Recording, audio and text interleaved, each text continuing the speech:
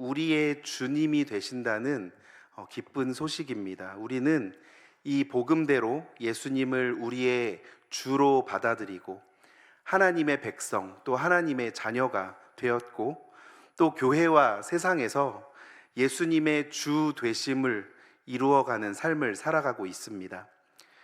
예수님이 우리의 주님이 되신다면 우리는 우리의 주님이 되시는 그분이 누구이신지를 분명하게 알아야 합니다.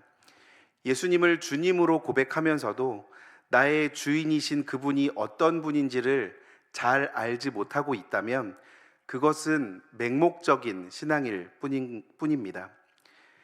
또 예수님이 누구이신지를 알고자 한다면 우리는 복음서를 읽어야 합니다. 예수님은 참 하나님이시자 참 사람이셨습니다. 복음서를 읽어보면 한 사람으로서의 예수님의 이미지가 점차적으로 하나님으로서의 이미지로 변화한다는 것을 알 수가 있습니다. 베들레헴 한 마을에서 한 아기로 태어나신 사건이 예수님이 사람이시라는 것을 가장 잘 보여주고 있는 사건이라 한다면, 죽음을 이기시고 부활을 승천하신 사건은 예수님의 하나님 되심을 가장 잘 보여주는 사건이라 할 수 있겠습니다. 그렇다면 그 사이에 있는 예수님의 성장 과정, 특히 공생의 사역 과정은 다른 사람과 같은 평범한 사람 중에 하나에 불과한 줄 알았던 예수님이 사실은 하나님이시라는 사실이 계시가 되고 또 인식이 되어가는 과정이라 할 수 있습니다. 복음서에 나타나는 예수님의 유년 시절, 청년 시절이 예수님이 사람이라는 것을 잘 보여주는 이야기이고, 십자가와 부활은 그분이 사람이라는 사실을 완전히 드러내어 보여주는 사건이었고, 그 사이에 있는 공생의 사건은 주변에 있는 사람들이 예수님이 하나님이시라는 사실을 점차로 인식한 사건이라 할 수 있습니다. 예수님의 공생의 사역은 요한에게 세례를 받으심으로부터 시작이 되어집니다. 오늘 본문 앞에 나오는 마태복음 3장 16절을 보시면 예수님이 세례를 받으시고 물에서 올라오실 때 하늘이 열리고 이는 내 사랑하는 아들이라고 하는 소리가 들려집니다. 예수님이 하나님의 아들이라는 사실을 하나님이 만천하에 알리신 것입니다.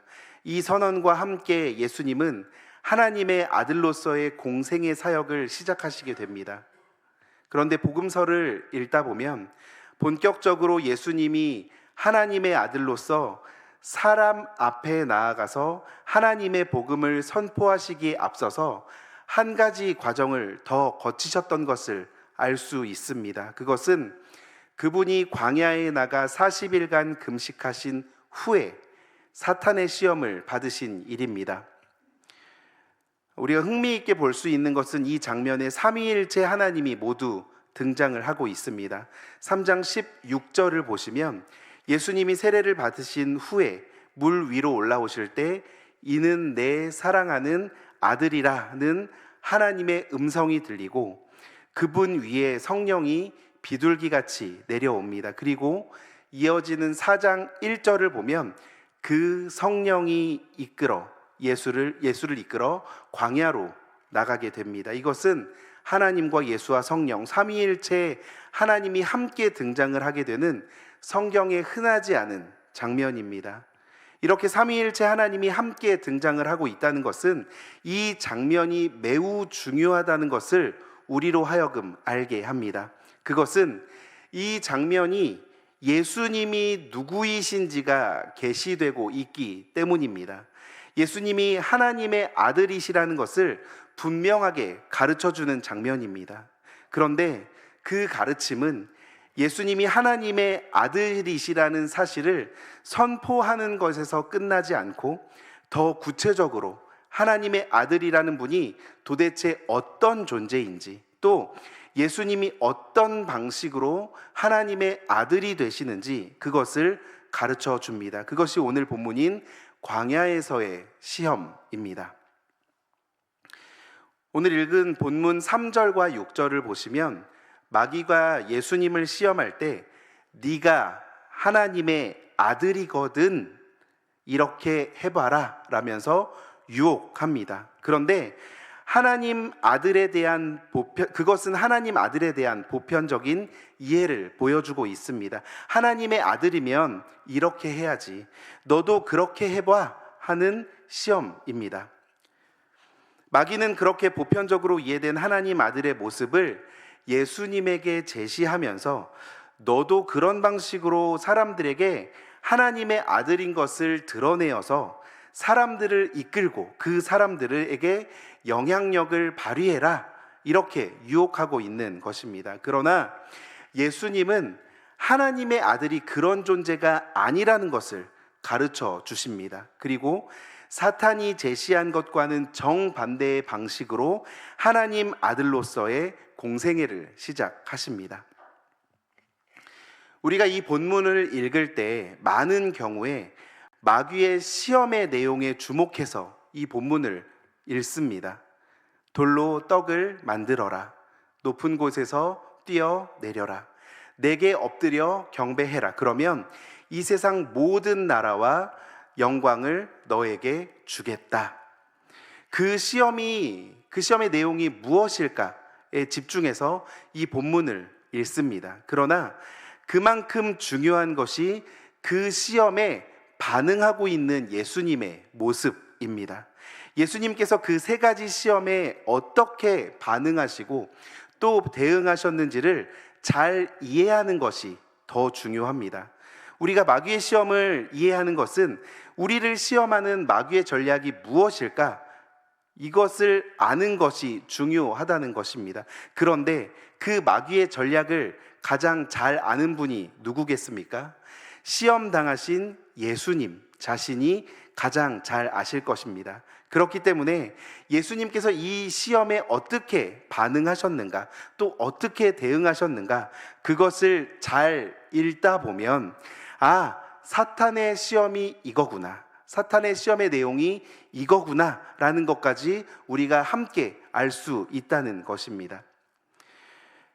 마귀의 세 가지 시험에 대해 예수님은 구약의 신명기 말씀을 인용하면서 대응하고 있습니다. 우리가 잘 아는 것처럼 신명기는 이스라엘 백성들이 출애굽하여서 광야에서 40년간의 시간을 지낸 후에 모세가 죽기 전에 이스라엘 백성들을 모아놓고 유언으로 했던 말씀입니다.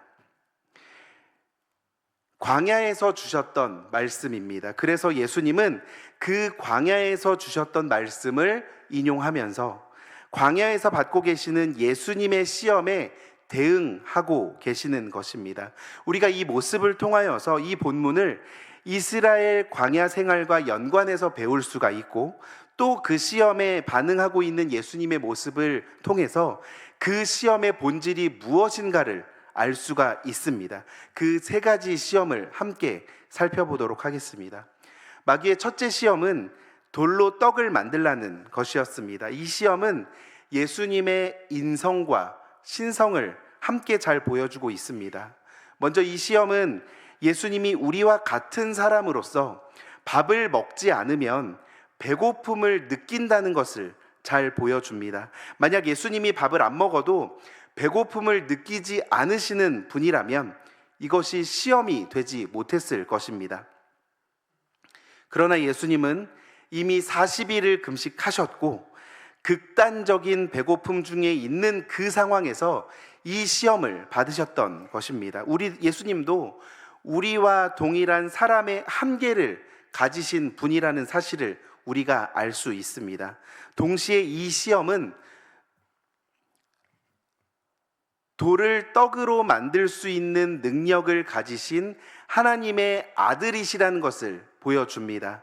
여기서 마귀가 예수님께 나와서 돌로 떡을 만들라고 시험을 하는데, 그것은 네가 정말 돌로 떡을 만들 수 있는지 없는지 내가 그걸 한번 봐야겠다 라는 능력을 알아보는 테스트가 아닙니다. 그것이 아니라 마귀는 예수님이 가지신 당연한 능력, 하나님 아들로서의 능력을 자신의 욕망을 채우기 위해서 사용하도록 만들므로써 그를 진정한 인류의 구원자의 길로부터 떨어져 나가게 하려는 것이었습니다. 그렇기 때문에 이것은 테스트가 아니라 유혹입니다. 말하자면 예수님은 마귀가 제안한 대로 할 수 있으면 시험에 합격하는 것이 아니라 오히려 그대로 하면 유혹에 넘어가게 되는 것입니다. 돌로 떡을 만들어 먹음으로써 배고픔을 해결하라는 마귀의 유혹은 그 아들을 한 사람으로 이 땅에 보내신 하나님의 구원의 계획을 수포로 돌아가게 할 수 있는 그런 일이었습니다. 왜냐하면 마귀는 예수님으로 하여금 인간, 사람의 한계를 뛰어넘어서 하나님이 되라고 요구하고 있는 것이기 때문입니다. 그러나 예수님은 그 유혹에 넘어가지 않으셨고 모든 한계를 가진 한 인간으로 머물기를 선택하십니다. 그리고 그 한계 속에 있는 인간으로서 그 인간의 생존을 전적으로 하나님께 맡기기를 선택하십니다. 마귀의 시험에 대해 예수님은 이렇게 대답하십니다. 본문 4절입니다. 같이 읽겠습니다. 시작.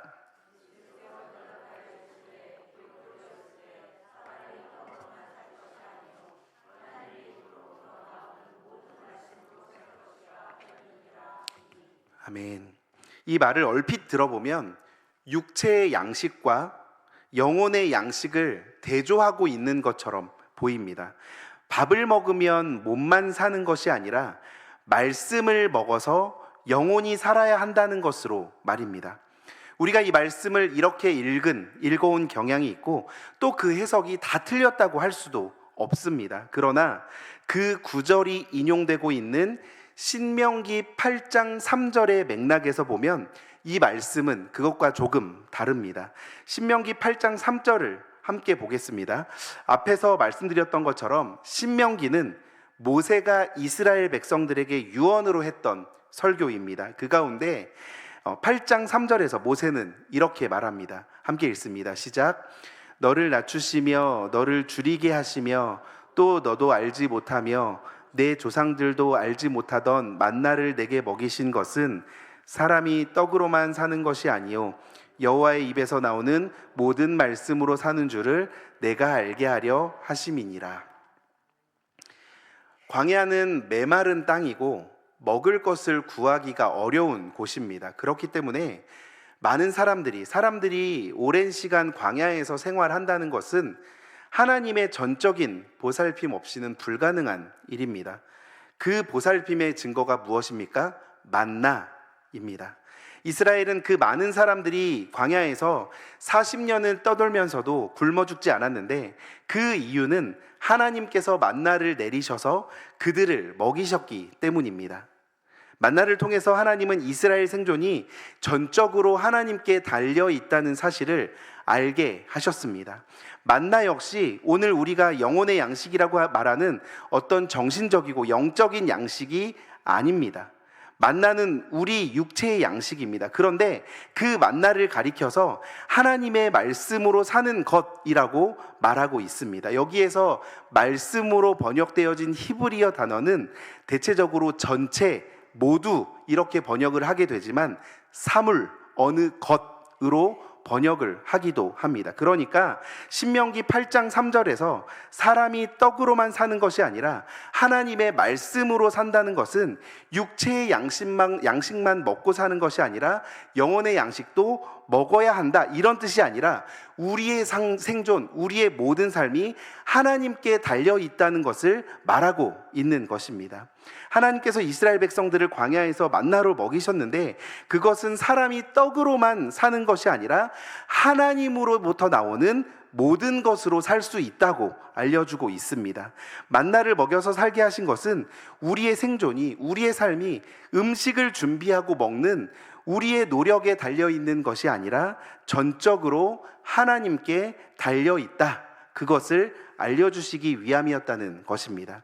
그러니까 사람이 떡으로만 살 것이 아니라 하나님의 입에서 나오는 말씀으로 살 것이다. 이 말씀은 우리의 인생, 우리의 생존이 전적으로 하나님께 있다, 이런 뜻인 것입니다. 그러므로 돌로 떡을 만들어라. 네가 가진 능력을 너의 욕망을 채우기 위해서 사용하라는 이 사탄의 시험에 대해서 예수님이 사람이 떡으로만 살 것이 아니라 하나님의 말씀으로 살 것이다 라고 대답하신 것은 그분 자신이 한 인간으로서 그의 생존, 그의 삶을 전적으로 하나님께 맡겨드리고 그의 삶 속에서 하나님의 주 되심을 전적으로 실현하겠다는, 내가 가지고 있는 하나님의 능력으로 돌로 떡을 만들어서 먹음으로써 나의 배고픔을 해결하는 것이 아니라 내가 배고파서 죽는 한이 있다 하더라도 나의 살고 죽음을 전적으로 하나님께 맡기겠다는 그분의 믿음을 표현한 것입니다. 그리고 그 방법으로 하나님의 아들이 되시고 그 길로 하나님 아들의 사역을 시작하시겠다는 예수님의 단호한 뜻을, 그분의 믿음을 보여주는 것입니다. 이처럼 예수님은 그분이 우리의 주님이 되시기 전에 그분의 삶 속에서 하나님의 주 되심을 온전히 이루셨습니다. 그분이 그렇게 가장 낮은 곳으로 내려오셨기 때문에 하나님께서 가장 그를 높은 곳으로 올리셔서 온 세상의 주로 삼으신 것입니다. 첫 시험에서 마귀는 하나님 아들에 대한 보편적인 기대와 인간의 욕망이 호소해서 예수님을 넘어뜨리려고 합니다. 그러나 예수님은 성경 말씀을 인용해서 그 시험을 물리치셨습니다. 그러자 두 번째 시험에서 마귀가 전략을 바꿉니다. 이번 시험에서 마귀도 역시 성경 구절을 인용합니다. 본문 5절 이하를 보시면 사탄은 예수님을 성전 꼭대기로 데리고 가서 거기서 뛰어내려 봐라. 그러면 하나님의 사자들을 보내주셔서 너를 구해줄 것이 아니냐? 그러면 멋지게 하나님의 아들로 데뷔할 수 있지 않겠냐? 라면서 유혹하고 있습니다. 그런데 여기에서 네가 뛰어내리면 사자들이 너의 발을 받쳐줄 것이다 라는 이 말씀은 시편 91편 11절과 12절을 인용한 것입니다. 사탄은 결코 단순한 존재가 아닙니다. 사탄은 사탄의 복장을 하고 우리에게 나타나지 않습니다.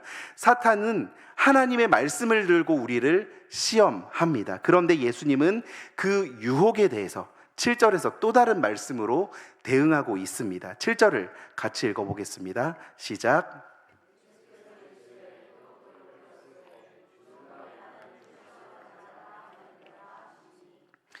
이 말씀은 신명기 6장 16절 말씀을 인용하신 것입니다. 신명기 16장 16절 제가 읽어보겠습니다.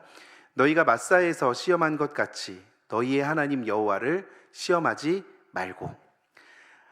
마사라는 지명이 나옵니다. 이 말씀은 출애굽한 이스라엘이 마사와 무리바에서 하나님을 시험했던 일을 되돌아보게 합니다. 출애굽기 17장 1절 이하에 기록된 사건인데요. 출애굽기 16장에서는 광야에서 하나님께서 처음으로 만나를 내리신 사건이 기록되어 있습니다.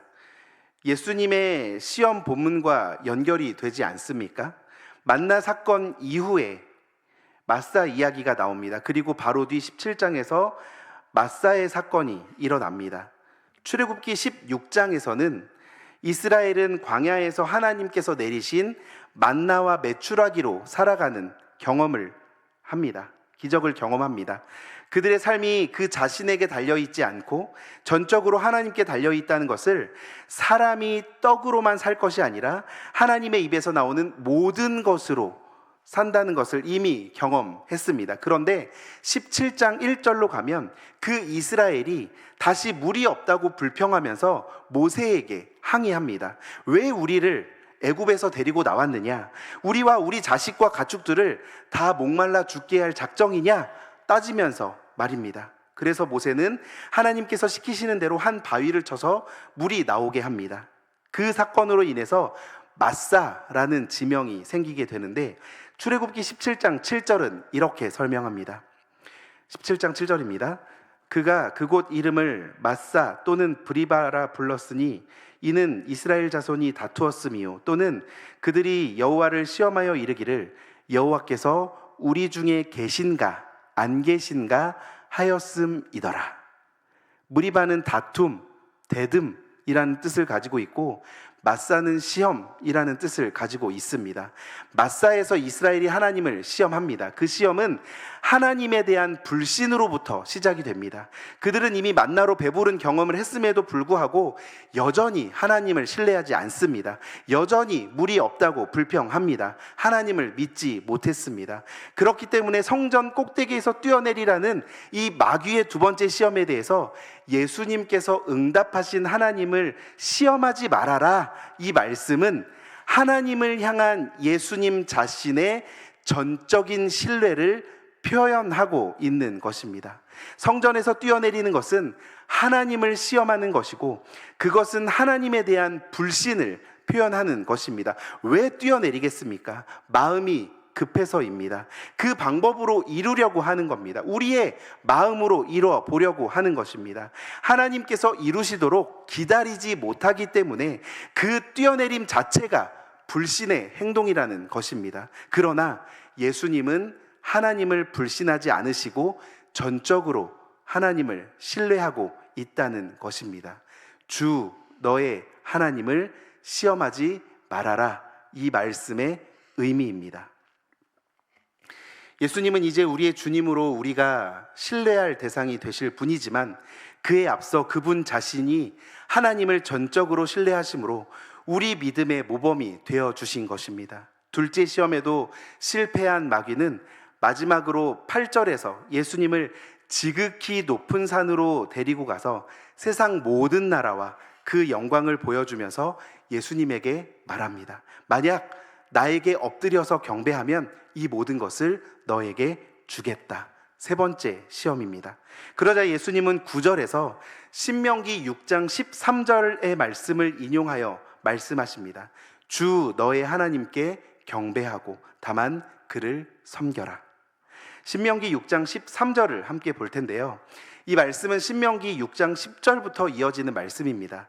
10절과 11절에서 모세는 이제 이스라엘이 가나안 땅에 들어가서 누리게 될 풍요에 대해서 말합니다. 그리고 나서 그 풍요에 빠져 하나님을 잊게 될까봐 하나님을 잊지 말라고 경고하고 있습니다.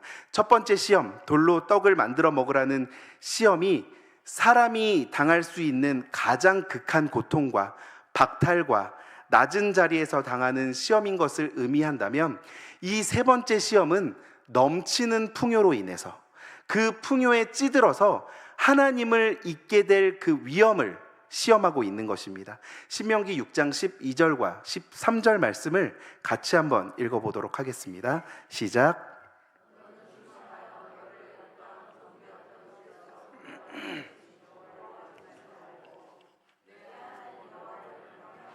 그를 섬기며 그의 이름으로 맹세할 것이니라.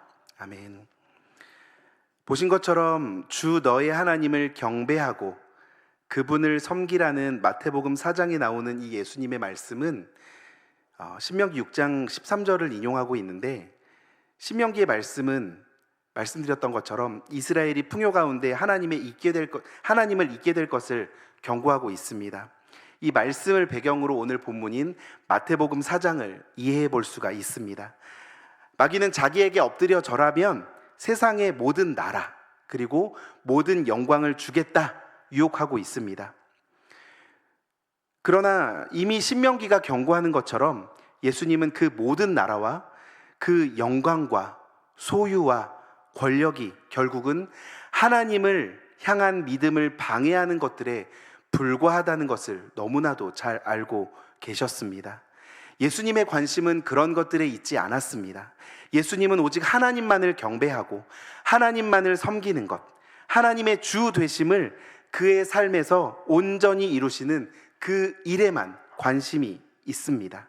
이렇게 마귀는 3번에 걸쳐서 예수님을 시험하지만 결국 실패하고 떠납니다.